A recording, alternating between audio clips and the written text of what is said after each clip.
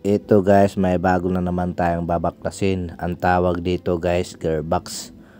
Babaklasin natin ito guys kasi ang problema ito guys, matigas yung manubela niya guys. Titingnan natin kung anong problema sa ilalim.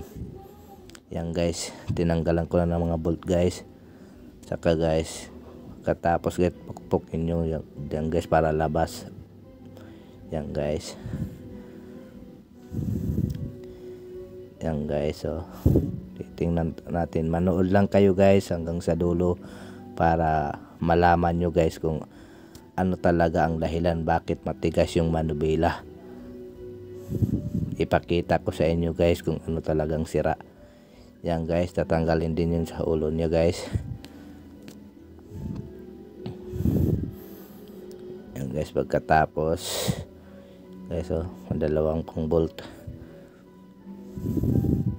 Huwag niyong kalimutan mag-subscribe guys, at saka pakipalo na lang sa Facebook ko guys, at saka sa YouTube channel ko, at saka pakishare na lang para maraming matutunan yung iba sa mga baguhan lang na mekaniko.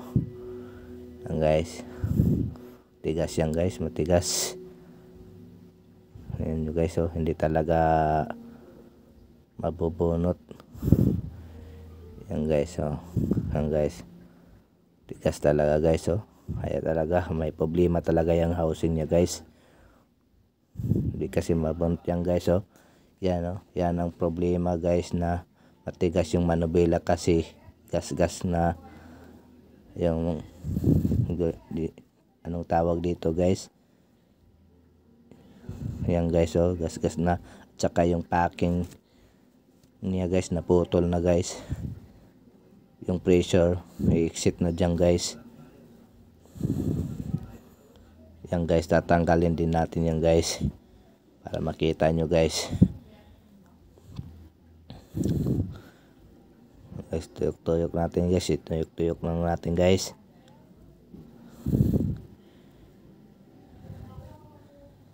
Guys, so yan guys, so natanggal na guys. Nood lang kayo guys kung paano. Yan guys, pakita ko sa inyo kung ano talagang problema yan guys.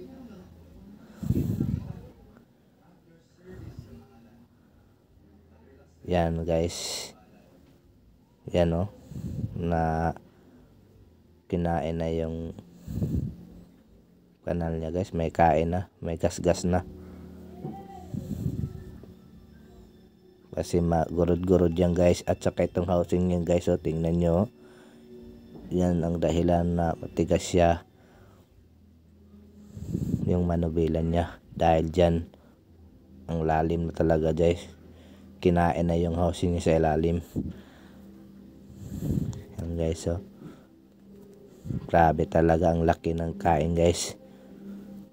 Ganun pala matigas yung manubela kasi gastado na yung sa ilalim niya guys.